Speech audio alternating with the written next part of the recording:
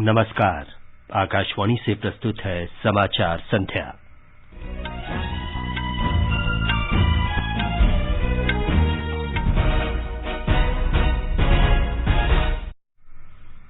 प्रधानमंत्री नरेंद्र मोदी ने कहा, देश डिजिटल इंडिया की मौन क्रांति का साक्षी।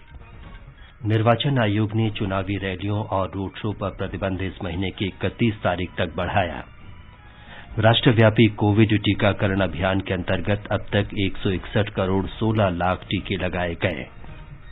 गृह मंत्री अमित शाह ने आज जम्मू में देश का पहला जिला सुशासन सूचकांक जारी किया। सरकार देश में सूचना प्रौद्योगिकी पर आधारित कृषि प्रबंधन में ड्रोन के इस्तेमाल को बढ़ावा देगी। प्रधानमंत्री कल इंडिया गेट पर नेताजी सुभाष चंद्र बोस की प्रकाश प्रतिमा होलोग्राम का अनावरण करेंगे। गणतंत्र दिवस परेड की फुल ड्रेस रिहर्सल कल नई दिल्ली में और पीवी सिंधु और बंसोड मालविका सैयद मोदी अंतर्राष्ट्रीय बैडमिंटन टूर्नामेंट के सिंगल्स फाइनल में पहुंची।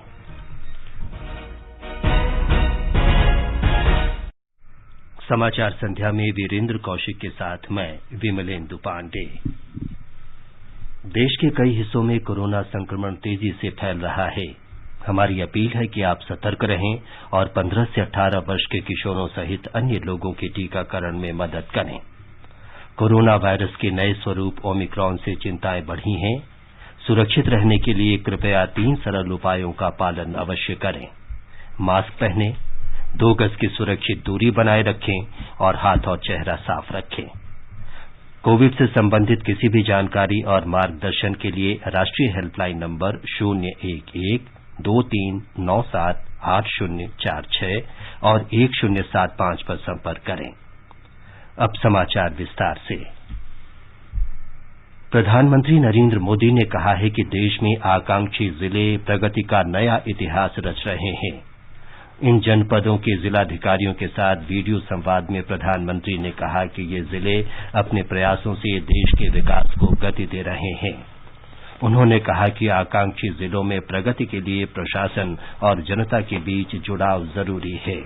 इसके लिए प्रौद्योगिकी और नवाचार बेहद अहम है। आकांक्षी जिलों में देश की पहली अप्रोच रही कि इन जिलों की मूलभूत समस्याओं को पहचानने पर काम किया गया। लोगों से उनकी समस्याओं के बारे में सीधे पूछा गया। हमारी दूसरी अप्रोच रही कि आकांक्षी जिलों के अनुभवों के आधार पर हमने कार्यशैली में निरंतर सुधार किया। हमने काम का तरीका ऐसा तय किया जिसमें मेजरेबल इंडिकेटर्स का सिलेक्शन हो, जिसमें जिले की वर्तमान स्थिति के आकलन के साथ साथ प्रदेश और देश की सबसे बेहतर स्थिति से तुलना हो। तीसरी अप्रोच ये रही कि हमें ऐसे गवर्नेंस रिफॉर्म्स किए जिससे जिलों में एक प्रभावी टीम बनाने में मदद मिली। प्रधानमंत्री ने कहा कि पिछले 4 वर्षों के दौरान सभी आकांक्षी जिलों में जनधन खातों की संख्या में 5 गुना वृद्धि हुई है।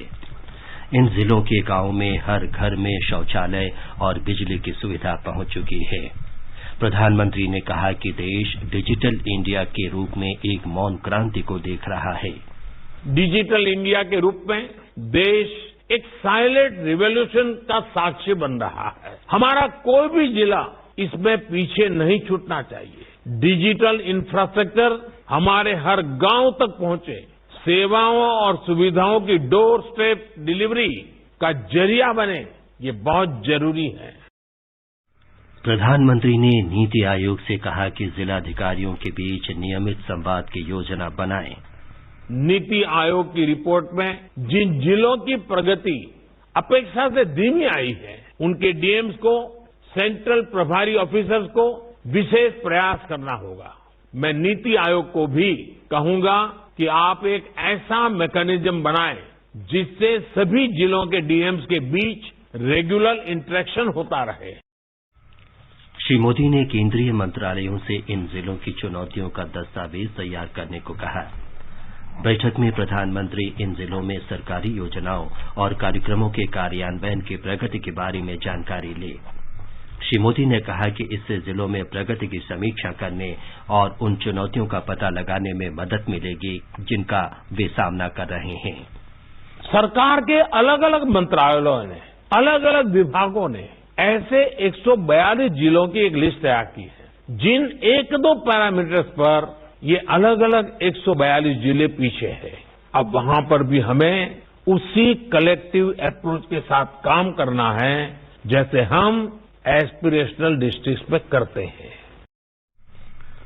निर्वाचन आयोग ने विधानसभा चुनाव वाले 5 राज्यों में रैलियों और रोड शो पर लगा प्रतिबंध इस महीने की 31 तारीख तक बढ़ा दिया है। आयोग ने आज केंद्रीय स्वास्थ्य सचिव और इन राज्यों के मुख्य सचिवों तथा स्वास्थ्य सचिवों के साथ वीडियो समीक्षा बैठक की। मुख्य निर्वाचन आयुक्त सुशील चंद्रा ने राज्यों में कोविड की मौजूदा और भावी संभावित स्थिति की व्यापक समीक्षा की। उन्होंने टीकाकरण की स्थिति और पात्र मतदान कर्मियों के लिए टीके की पहली, दूसरी तथा बूस्टर डोज के लिए कार्य योजना की भी समीक्षा की। आयोग ने कहा है कि चूंकि पहले चरण के चुनाव के लिए राजनीतिक दलों या उम्मीदवारों को कुछ शर्तों के साथ बैठक करने की अनुमति होगी।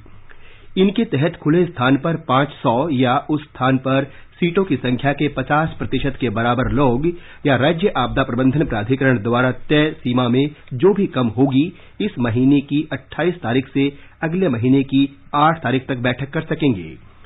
आयोग ने कहा कि दूसरे चरण के चुनाव के लिए भी इन्हीं शर्तों के साथ 1 फरवरी से 12 फरवरी तक बैठक करने की अनुमति दी जाएगी। आयोग ने घर घर जाकर प्रचार करने वालों की संख्या 5 से बढ़ाकर 10 कर दी है।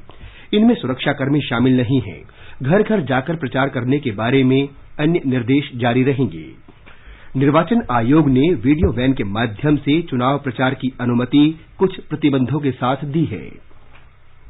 भारतीय जनता पार्टी ने पश्चिमी उत्तर प्रदेश में चुनाव प्रचार शुरू कर दिया है। इस क्षेत्र में पहले चरण में 10 फरवरी को और दूसरे चरण में 14 फरवरी को मतदान होगा। भाजपा के वरिष्ठ नेता और केंद्रीय गृह मंत्री अमित शाह ने शामली जिले में कैराना विधानसभा क्षेत्र में घर घर जाकर प्रचार किया। उन्होंने लोगों को पर्चे भी बांटे। श्री शाह ने कहा कि योगी आदित्यनाथ के नेतृत्व में राज्य में कानून व्यवस्था की स्थिति सुधरी है। उन्होंने कहा कि उत्तर प्रदेश में केंद्र सरकार की योजनाएं सही अर्थों में लागू की जा रही है। बिजनौर में भाजपा के राष्ट्रीय अध्यक्ष जगत प्रकाश नड्डा ने बिजनौर, नगीना और मुजफ्फरनगर की 15 विधानसभा सीटों के पार्टी पदाधिकारियों के साथ बैठक की। पार्टी नेता और केंद्रीय मंत्री अनुराग सिंह ठाकुर और मुख्यमंत्री योगी आदित्यनाथ ने लखनऊ में पार्टी की 403 एलईडी प्रचार वैन रवाना की। ये राज्य की सभी 403 सीटों में प्रचार करेंगे। बहुजन समाज पार्टी ने उत्तर प्रदेश विधानसभा चुनाव के दूसरे चरण के लिए 51 उम्मीदवारों की सूची जारी की है। मायावती ने आज लखनऊ में पार्टी का नया नारा भी जारी किया। ये है, हर पोलिंग बूथ को जीतना है, बीएसपी को सत्ता में लाना है। समाजवादी पार्टी के अध्यक्ष अखिलेश यादव उत्तर प्रदेश के मैनपुरी जिले में करहल विधानसभा सीट से चुनाव लड़ेंगे। कांग्रेस ने पार्टी के युवा घोषणा पत्र का प्रचार करने के लिए आज राज्य के सभी 75 जिलों में संवाददाता सम्मेलन किए। इस बीच बरेली से कांग्रेस के पूर्व सांसद प्रवीण आरोन और उनकी पत्नी सुप्रिया आरोन समाजवादी पार्टी में शामिल हो गए। निर्वाचन आयोग ने उत्तर प्रदेश में मान्यता प्राप्त राजनीतिक दलों को आकाशवाणी और दूरदर्शन से चुनाव प्रचार करने के लिए कुल 1798 मिनट का समय आवंटित किया है। राज्य के अपर मुख्य निर्वाचन अधिकारी डॉक्टर ब्रह्मदेव राम तिवारी ने बताया कि ड्रॉ के अनुसार राजनीतिक दलों को समय दिया गया है। स्वास्थ्य मंत्रालय ने बताया है कि राष्ट्रव्यापी कोविड टीकाकरण अभियान के तहत देश में अब तक 161 करोड़ 16 लाख से अधिक टीके लगाए जा चुके हैं। मंत्रालय ने कहा है कि कल 67,49,000 से अधिक टीके लगाए गए। स्वस्थ होने की दर 93.31% है। देश में कल 3,37,000 से अधिक लोगों में संक्रमण की पुष्टि हुई। इस समय 21,13,000 से अधिक लोगों का उपचार किया जा रहा है। कल 2,42,000 लोग स्वस्थ हुए। देश में अब तक 10,050 लोगों में ओमिक्रॉन संक्रमण की पुष्टि हुई है। स्वास्थ्य और परिवार कल्याण मंत्रालय ने कहा है कि कोरोना संक्रमण से उबरने के 3 महीने बाद ही कोविड रोधी टीकाकरण किया जाना चाहिए। आकाशवाणी के साथ विशेष बातचीत में कोविड कार्य समूह के प्रमुख डॉक्टर एनके अरोड़ा ने बताया कि कोरोना संक्रमण से उबरने के बाद ही टीका लगवाना चाहिए। जैसा कि पहले गाइडलाइन में बताया गया था कि अगर किसी को कोविड का संक्रमण होता है तो कोविड संक्रमण के बाद अगला टीका वो 3 महीने के अंतराल के बाद देना है, चाहे वो पहले टीके से पहले हो, 2 टीकों के बीच में हो, और अब जैसे 9 महीने के बाद प्रिकॉशन वाला टीका लगाना है और इसी बीच में किसी को कोविड का संक्रमण हो जाता है तो 3 महीने की प्रतीक्षा करनी है और उसके बाद कोविड का टीका लगाया जाएगा। गृह मंत्री और सहकारिता मंत्री अमित शाह ने आज वर्चुअल माध्यम से जम्मू में भारत का प्रथम जिला सुशासन सूचकांक जारी किया। जम्मू कश्मीर का जिला सुशासन सूचकांक जम्मू कश्मीर प्रशासन के सहयोग से प्रशासनिक सुधार तथा सार्वजनिक शिकायत विभाग ने तैयार किया है। इस सूचकांक में भारत के सभी राज्यों और केंद्र शासित प्रदेशों के लिए जिला स्तर पर सुशासन का बेंचमार्क उपलब्ध कराया गया है। श्री शाह ने कहा कि जिलों के सुशासन सूचकांक से देश के सभी लोगों को लाभ होगा। उन्होंने कहा कि इस सूचकांक से जिलों के बीच स्वस्थ स्पर्धा सुनिश्चित होगी। गृह मंत्री ने कहा कि जम्मू कश्मीर पर दशकों तक केवल 3 परिवारों ने राज किया, लेकिन क्षेत्र की जनता के लिए कुछ नहीं किया। मौजूदा शासन की प्रमुख योजनाओं और कार्यक्रमों का उल्लेख करते हुए श्री शाह ने क्षेत्र के युवाओं से आग्रह किया कि निहित स्वार्थ तत्वों द्वारा फैलाई जा रही अफवाहों से गुमराह न हों। श्री शाह ने कहा कि परिसीमन आयोग की अंतिम रिपोर्ट सरकार को मिलते ही जम्मू कश्मीर में चुनाव कराए जाएंगे। ज्यादा डेमोक्रेटिक प्रोसेस का सवाल है। डिलिमिटेशन शुरू हो चुका है। शुरू होने के बाद तुरंत ही हम चुनाव कराए जाएंगे और उसके बाद जम्मू कश्मीर को पूर्ण राज्य का दर्जा देने के लिए भी मैंने खुद ने लोकसभा के अंदर आश्वासन दिया है कि जैसे ही स्थिति सामान्य हो जाएगी जम्मू कश्मीर को पूर्ण राज्य का दर्जा मिलेगा। उपराज्यपाल मनोज सिन्हा ने कहा कि प्रत्येक जिले के संबंध में 2 वर्ष का दृष्टिपत्र बनाया जाना चाहिए ताकि बेहतर परिणाम हासिल किए जा सकें। उन्होंने कहा कि विकास योजनाएं बनाते समय अंतिम कतार में खड़े व्यक्ति को ध्यान में रखा जाना चाहिए। श्री सिन्हा ने कहा कि 2019 के बाद सुशासन की राह से अनेक रुकावटें हटाई गई हैं। 2019 के बाद गुड गवर्नेंस के रास्ते में जो कई बंदिशें थीं वो हटाई गई हैं। 890 केंद्रीय कानूनों को जम्मू कश्मीर में लागू किया गया है। पब्लिक इंफ्रास्ट्रक्चर, जुडिशियरी एवं पब्लिक सेफ्टी, इसमें जम्मू कश्मीर का प्रदर्शन सबसे बेहतरीन था। किसानों की आमदनी जम्मू कश्मीर में पूरे देश में आज जो टॉप 5 स्टेट्स हैं उसमें जम्मू कश्मीर भी शामिल है। ये हम सबके लिए अत्यंत खुशी की बात है। इसी प्रकार कोविड मैनेजमेंट और कोविड वैक्सीनेशन में जम्मू कश्मीर मैं कह सकता हूं कि पूरे देश के लिए एक मॉडल बन गया है। प्रधानमंत्री कार्यालय में राज्य मंत्री डॉक्टर जितेंद्र सिंह ने कहा कि प्रधानमंत्री मोदी के नेतृत्व में केंद्र सरकार जम्मू कश्मीर पर विशेष ध्यान दे रही है। डॉक्टर सिंह ने कहा कि जम्मू कश्मीर से जिला स्तर सुशासन सूचकांक का कार्यान्वयन ऐतिहासिक कदम है। प्रधानमंत्री श्री नरेंद्र मोदी जी ने हमारे आगे एक मंत्र रखा था और वो मंत्र था मैक्सिमम गवर्नेंस मिनिमम गवर्नमेंट। और तब से लेकर के आज इन 7-8 वर्षों में कार्मिक मंत्रालय, पर्सनल मिनिस्ट्री, डीओपीटी और डीआरपीजी ने रिफॉर्म, परफॉर्म और ट्रांसफॉर्म के सिद्धांत पर अमल करते हुए एक के बाद एक ऐसे नए नियम निर्माणित किए प्रधानमंत्री के दिशा निर्देश में, जो कि आम नागरिक के जीवन में सरलता ला सके। सेना ने कहा है कि पिछला वर्ष जम्मू कश्मीर में नियंत्रण रेखा और लद्दाख में वास्तविक नियंत्रण रेखा पर सशस्त्र बलों के लिए बहुत महत्वपूर्ण रहा। उधमपुर में उत्तरी कमान के general officer commanding in chief lieutenant general YK Joshi ने कहा कि सैनिकों ने 2 केंद्र शासित प्रदेशों में आक्रामकता का सामना करने के लिए अत्यधिक साहस दिखाया। उन्होंने कहा कि सशस्त्र बलों और जम्मू कश्मीर के लोगों के अथक प्रयासों के कारण आतंकी घटनाओं, पत्थरबाजी और विरोध प्रदर्शन में कमी आई है। जम्मू कश्मीर में शोपियां जिले के किलबाल क्षेत्र में सुरक्षा बलों के साथ मुठभेड़ में 2 आतंकी मारे गए हैं। पुलिस के अनुसार ये आतंकी लश्कर-ए-तैयबा आतंकी संगठन के हैं। ये समाचार हमारी वेबसाइट newsoneir.com/hindi और हमारे mobile app news on EIR पर भी उपलब्ध हैं। चलो मिलकर एक शुरुआत करें, चलो एक फैसला आज करें, मास्क नहीं तो टोकेंगे, कोरोना को रोकेंगे, चलो एक इरादा करते हैं, चलो कुछ वादा करते हैं, मास्क नहीं तो टोकेंगे, कोरोना को रोकेंगे। समाचार संध्या में आपका फिर स्वागत है। आगे बढ़ने से पहले मुख्य समाचारों पर एक नजर। प्रधानमंत्री नरेंद्र मोदी ने कहा, देश डिजिटल इंडिया की मौन क्रांति का साक्षी है। निर्वाचन आयोग ने चुनावी रैलियों और रोड शो पर प्रतिबंध इस महीने की 31 तारीख तक बढ़ाया। राष्ट्रव्यापी कोविड टीकाकरण अभियान के अंतर्गत अब तक 161 करोड़ 16 लाख टीके लगाए गए।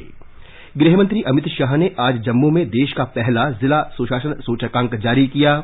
सरकार देश में सूचना प्रौद्योगिकी पर आधारित कृषि प्रबंधन में ड्रोन के इस्तेमाल को बढ़ावा देगी। प्रधानमंत्री कल इंडिया गेट पर नेताजी सुभाष चंद्र बोस की प्रकाश प्रतिमा होलोग्राम का अनावरण करेंगे। गणतंत्र दिवस की परेड की फुल ड्रेस रिहर्सल कल नई दिल्ली में। पीवी सिंधु और बंसोड़ मालविका सैयद मोदी अंतर्राष्ट्रीय बैडमिंटन टूर्नामेंट के सिंगल्स फाइनल में पहुंची। कृषि मंत्रालय ने कृषि में कार्यरत लोगों के लिए कम लागत वाली ड्रोन प्रौद्योगिकी उपलब्ध कराने के बारे में दिशा निर्देश जारी किए हैं। कृषि से संबद्ध दिशा निर्देशों में सुधार किया गया है। इसके तहत कृषि संस्थानों को कृषि ड्रोन की 100% लागत अथवा 10 लाख रुपए में से जो भी कम हो उपलब्ध कराने के लिए दिशा निर्देशों को संशोधित किया गया है। खेतों में बड़े पैमाने पर ड्रोन टेक्नोलॉजी के परीक्षण के लिए farm machinery training and testing institute, ICAR संस्थान, कृषि विज्ञान केंद्रों और राज्य कृषि विश्वविद्यालयों द्वारा ड्रोन की खरीद के लिए अनुदान उपलब्ध कराया जाएगा। कृषि उत्पादक संघ खेतों में ड्रोन की उपयोगिता के प्रदर्शन के लिए कृषि ड्रोन की लागत का 75% अनुदान पाने के पात्र होंगे। महान स्वतंत्रता सेनानी नेताजी सुभाष चंद्र बोस की कल जयंती है। ये दिन पराक्रम दिवस के रूप में मनाया जाता है। प्रधानमंत्री नरेंद्र मोदी कल शाम नई दिल्ली में इंडिया गेट पर उनकी प्रकाश प्रतिमा होलोग्राम का अनावरण करेंगे। नेताजी की 125वीं जयंती पर वर्ष भर चलने वाले कार्यक्रमों का भी आयोजन किया गया है। सरकार ने इंडिया गेट पर नेताजी सुभाष चंद्र बोस की भव्य प्रतिमा स्थापित करने का फैसला किया है। ग्रेनाइट से बनी ये प्रतिमा स्वतंत्रता संग्राम में नेताजी के महान योगदान के प्रति कृतज्ञ राष्ट्र की श्रद्धांजलि होगी। प्रतिमा का काम पूरा होने तक उसी स्थान पर नेताजी की होलोग्राम प्रतिमा प्रदर्शित की जाएगी। होलोग्राम प्रकाश प्रतिमा को 30,000 लुमेन 4K प्रोजेक्टर से संचालित किया जाएगा। होलोग्राम प्रतिमा 28 फीट ऊंची और 6 फीट चौड़ी है। इस कार्यक्रम के दौरान प्रधानमंत्री वर्ष 2019, 2020, 2021 और 2022 के लिए सुभाष चंद्र बोस आपदा प्रबंधन पुरस्कार भी प्रदान करेंगे। समारोह में कुल 60 पुरस्कार प्रदान किए जाएंगे। गणतंत्र दिवस परेड की कल नई दिल्ली में फुल ड्रेस रिहर्सल आयोजित की जाएगी। परेड सुबह 10 बजे कर 20 मिनट पर विजय चौक से शुरू होगी और नेशनल स्टेडियम तक जाएगी। दिल्ली पुलिस ने परेड के सुगम संचालन के लिए आसपास के मार्गों पर कुछ प्रतिबंध लगाए हैं और यातायात के लिए परामर्श जारी किया है। आज शाम से कल रिहर्सल संपन्न होने तक विजय चौक से इंडिया गेट तक राजपथ पर यातायात की अनुमति नहीं होगी। वाहनों को आज रात 11 बजे से कल परेड खत्म होने तक रफी मार्ग, जनपथ और मानसिंह रोड और राजपथ पर जाने की अनुमति नहीं होगी। इंडिया गेट सर्किल कल सुबह 9:15 से यातायात के लिए बंद रहेगा। सुबह 9 बजे से दोपहर 12:30 बजे तक लोगों को परेड मार्ग से बचने की सलाह दी गई है। रिहर्सल परेड के दौरान सभी स्टेशनों पर मेट्रो सेवा उपलब्ध होगी। केंद्रीय सचिवालय और उद्योग भवन मेट्रो स्टेशन पर सुबह 5 बजे से दोपहर 12 बजे तक बाहर निकलने और अंदर जाने की अनुमति नहीं होगी। रक्षा मंत्री राजनाथ सिंह ने राष्ट्रीय कैडेट कोर एनसीसी कैडेटों का आह्वान किया है कि वे अपने अंदर नई सोच पैदा करें जिससे देश को उन पर गर्व हो। उन्होंने कहा कि कैडेट्स बड़े सपने देखें, नए और सकारात्मक विचार रखें तथा अपना मार्ग स्वयं निर्धारित करें। रक्षा मंत्री ने कहा कि वे संकीर्ण ईर्ष्या, क्षेत्र, धर्म, जाति और वर्ग की भावना से ऊपर उठें। आप सबके अंदर मुझे हमारे भारत की एक झलक दिखाई देती है। एक ऐसा भारत जिसके शरीर अनेक हैं पर आत्मा एक है, जिसकी ब्रांचेज अनेक हैं पर रूट एक है। कहने के लिए तो आप लोग भारत देश के 17 अलग अलग डायरेक्टरेट से यहाँ आए हैं, पर उन 17 डायरेक्टर्स के बहाने मैं आप सब में अनेक क्षेत्र, अनेक भाषाएं और अनेक संस्कृतियां, अनेक रीति रिवाज देखता रहा हूं। देश भर के लाखों करोड़ों बच्चों में से कुछ बच्चे ही एनसीसी ज्वाइन कर पाते हैं और उनमें से भी बड़े कम बच्चे होते हैं जो इस रिपब्लिक डे कैंप तक पहुंच पाते हैं। प्रधानमंत्री नरेंद्र मोदी सोमवार को राष्ट्रीय बालिका दिवस पर प्रधानमंत्री राष्ट्रीय बाल पुरस्कार विजेताओं से वीडियो कॉन्फ्रेंस के माध्यम से बातचीत करेंगे। इस बार समारोह का आयोजन आजादी का अमृत महोत्सव के अंतर्गत किया जा रहा है। प्रधानमंत्री इस वर्ष के विजेताओं को ब्लॉकचेन प्रौद्योगिकी का उपयोग करते हुए डिजिटल प्रमाण पत्र देंगे। पिछले वर्ष के विजेताओं को भी प्रमाण पत्र दिए जाएंगे। आजादी के अमृत महोत्सव के अंतर्गत आइए अब सुनते हैं आकाशवाणी की विशेष प्रस्तुति आजादी का सफर। आजादी का अमृत महोत्सव।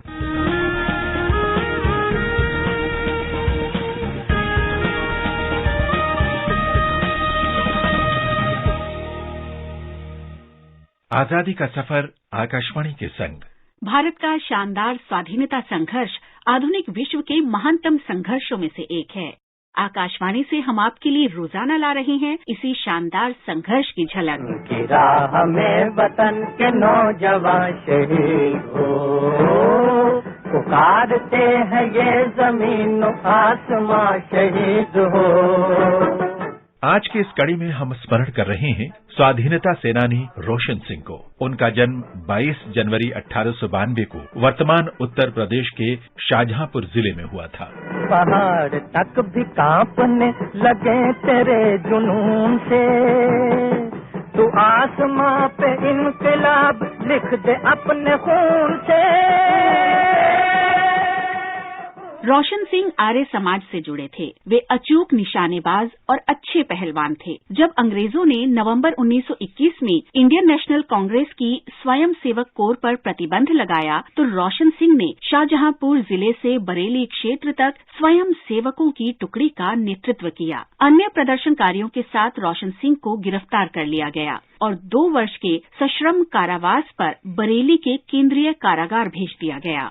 जेल से रिहा होने के बाद रोशन सिंह राम प्रसाद बिस्मिल से मिले और हिंदुस्तान रिपब्लिकन एसोसिएशन यानी HRA में शामिल हो गए। वहां रोशन सिंह को एसोसिएशन के युवाओं को निशानेबाजी सिखाने का कार्य सौंपा गया।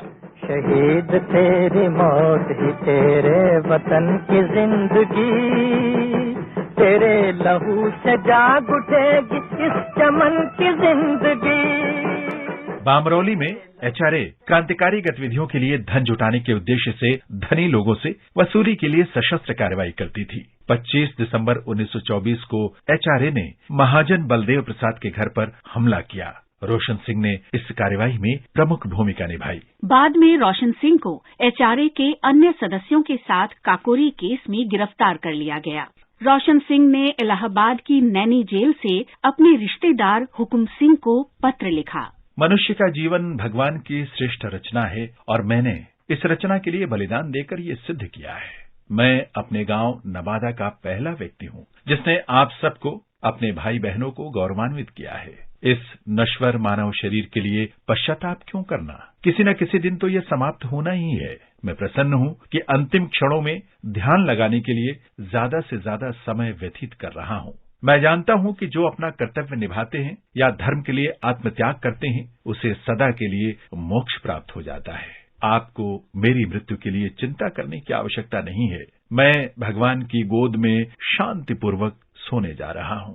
रोशन सिंह, राम प्रसाद बिस्मिल, राजेंद्र नाथ लाहिड़ी और अशफाक उल्लाह खां 19 दिसंबर 1927 को शहीद हुए। महान स्वाधीनता सेनानियों को आकाशवाणी का शत शत नमन।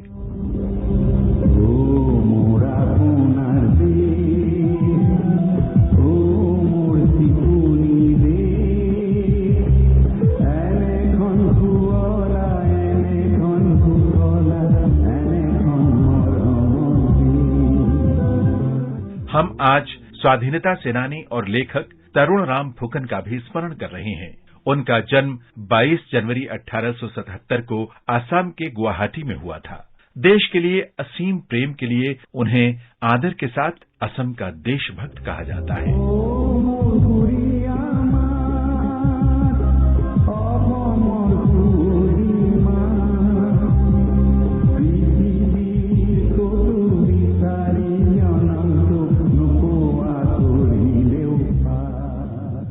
जब महात्मा गांधी के नेतृत्व में असहयोग आंदोलन के दौरान स्वाधीनता आंदोलन तेज हुआ तो उन्होंने वकालत छोड़ दी और स्वतंत्रता आंदोलन में शामिल हो गए। उन्होंने आसाम में इंडियन नेशनल कांग्रेस की स्थापना में महत्वपूर्ण भूमिका निभाई। 1921 में महात्मा गांधी ने असम की यात्रा की और गुवाहाटी के भरालू मुख में ठहरे। फुकन गांधी जी के विश्वस्त सहयोगी थे। उन्होंने विदेशी वस्त्रोदाह यज्ञ भी किया और उसके साथ विदेशी चीजों की होली जलाई। जब अंग्रेजों ने कांग्रेस को अवैध संस्था घोषित किया तो फुकन को गिरफ्तार कर लिया गया। वे नवंबर 1922 तक जेल में रहे।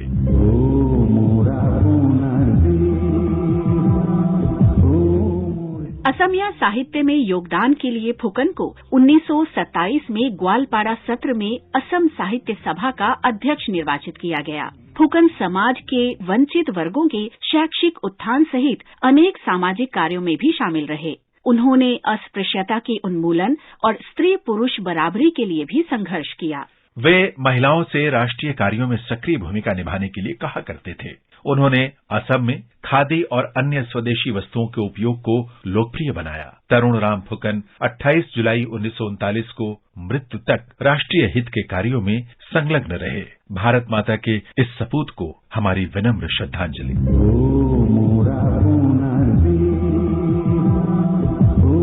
आजादी का सफर आकाशवाणी के संग श्रृंखला में आज बस इतना ही। कल फिर मिलेंगे एक नई कड़ी के साथ।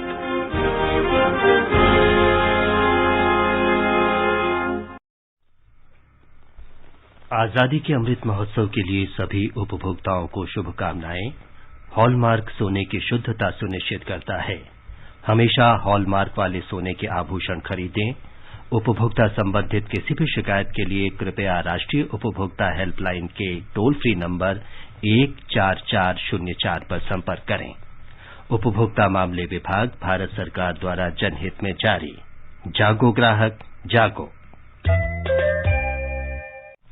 उत्तर प्रदेश में निर्वाचन आयोग ने फिरोजाबाद, बरेली और कानपुर नगर जिलों के जिला चुनाव अधिकारियों या जिला मजिस्ट्रेट का तत्काल प्रभाव से तबादला कर दिया है। आयोग ने फैजाबाद और कौशाम्बी जिलों के पुलिस अधीक्षकों को भी बदल दिया है। कांग्रेस ने मणिपुर विधानसभा चुनाव के लिए 40 उम्मीदवारों की पहली सूची जारी की है। पूर्व मुख्यमंत्री ओकराम इबोबी सिंह थौबल सीट से चुनाव लड़ेंगे। पूर्व उप मुख्यमंत्री गंगई खंगम नोंगवा से उम्मीदवार होंगे। मुंबई के ताड़देव में आज सुबह एक आवासीय इमारत की 18वीं मंजिल पर लगी भीषण आग में 6 लोगों की मृत्यु हो गई और कई अन्य घायल हो गए। घायल लोगों को इलाके के विभिन्न अस्पतालों में भर्ती कराया गया है। विदेश मंत्री डॉक्टर सुब्रमण्यम जयशंकर ने आज कतर के उप प्रधानमंत्री और विदेश मंत्री मोहम्मद बिन अब्दुल रहमान अल सानी के साथ चर्चा की। दोनों नेताओं ने अफगानिस्तान के घटनाक्रम पर बातचीत की। उन्होंने द्विपक्षीय आर्थिक और ऊर्जा सहयोग पर भी विचार विमर्श किया। डॉक्टर जयशंकर ने कुवैत के विदेश मंत्री अहमद नासिर मोहम्मद अल सबहा के साथ भी बातचीत की। लखनऊ में सैयद मोदी अंतर्राष्ट्रीय बैडमिंटन टूर्नामेंट में पीवी सिंधु और बंसोड मालविका सिंगल्स फाइनल में पहुंच गई हैं। सेमीफाइनल में सिंधु ने रूस की इवजेनिया कोतेस्काया को और मालविका ने अनुपमा उपाध्याय को हराया। फाइनल कल खेला जाएगा। पुरुष वर्ग में मिथुन मंजुनाथ सेमीफाइनल में फ्रांस के अर्नॉड मर्कल से हार गए हैं। ऑस्ट्रेलियन ओपन टेनिस में स्पेन के राफेल नडाल और रूस के डेनियल मेदवेदेव ने सिंगल्स के चौथे दौर में जगह बना ली है। महिला वर्ग में पूर्व grand slam champion Stefanos Tsitsipas, Simona Halep और आर्यना सबलेंका भी चौथे दौर में पहुंच गई हैं। अंत में मुख्य समाचार एक बार फिर। प्रधानमंत्री नरेंद्र मोदी ने कहा, देश डिजिटल इंडिया की मौन क्रांति का साक्षी है। निर्वाचन आयोग ने चुनावी रैलियों और रोड शो पर प्रतिबंध इस महीने की 31 तारीख तक बढ़ाया। राष्ट्रव्यापी कोविड टीकाकरण अभियान के अंतर्गत अब तक 161 करोड़ 16 लाख टीके लगाए गए। गृह मंत्री अमित शाह ने आज जम्मू में देश का पहला जिला सुशासन सूचकांक जारी किया। सरकार देश में सूचना प्रौद्योगिकी पर आधारित कृषि प्रबंधन में ड्रोन के इस्तेमाल को बढ़ावा देगी। प्रधानमंत्री कल इंडिया गेट पर नेताजी सुभाष चंद्र बोस की प्रकाश प्रतिमा होलोग्राम का अनावरण करेंगे। गणतंत्र दिवस परेड की फुल ड्रेस रिहर्सल कल नई दिल्ली में और पीवी सिंधु और बंसोड मालविका सैयद मोदी अंतर्राष्ट्रीय बैडमिंटन टूर्नामेंट के सिंगल्स फाइनल में पहुंची। इसके साथ ही समाचार संध्या का ये अंक समाप्त हुआ। नमस्कार।